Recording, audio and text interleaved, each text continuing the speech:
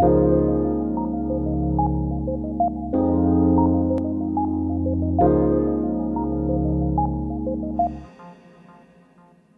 à tous et bienvenue sur Weblex TV. Aujourd'hui, on va s'intéresser au statut de consultant. Lequel choisir pour créer son entreprise? Quand on est consultant et qu'on se lance, on hésite souvent au moment de choisir la forme de son entreprise, EURL, SASU ou auto-entrepreneur. Alors, quel statut choisir? Pourquoi? Lequel permet de payer moins d'impôts? Quelles sont les meilleures pratiques? Pour y voir plus clair, Xavier Delabarrière, expert comptable chez ECL Direct, est avec nous. Bonjour Xavier, vous allez répondre à toutes nos questions. Première question, que conseilleriez-vous à un consultant qui se lance et qui ne sait pas quel type de structure juridique choisir donc, pour créer son entreprise?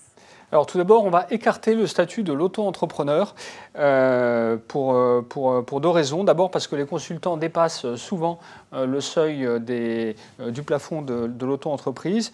Et ensuite, on écarte dès le début surtout parce que les auto-entrepreneurs, lorsqu'ils dépassent le plafond, ne peuvent pas récupérer la TVA sur les investissements du début d'activité. Donc auto-entrepreneur, on met de côté, il nous reste trois statuts: la SASU, le URL ou le IRL. Alors justement, comment choisir parmi ces trois statuts entre la SASU, Société par action simplifiée unipersonnelle, le URL, entreprise unipersonnelle à responsabilité limitée, et le IRL, entreprise individuelle à responsabilité limitée? Alors vous allez voir, en fait, c'est assez simple, beaucoup plus simple qu'on ne croit. Ce qu'il faut savoir, c'est qu'en général, le consultant, sa priorité, c'est de payer le moins d'impôts possible. Donc, ce qu'il va chercher, c'est à diminuer sa fiscalité. Pourquoi? Parce que bien souvent, il gagne plus d'argent qu'il n'en a besoin pour vivre.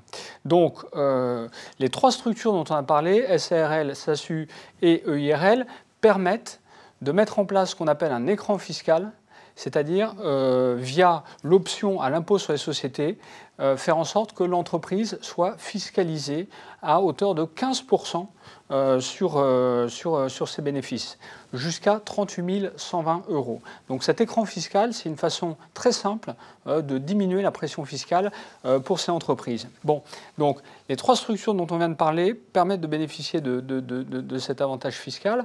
Donc l'entrepreneur va avoir le choix entre d'un côté la SASU ou SAS et de l'autre le IRL ou le URL. En fait, il y a très peu de différence entre les deux.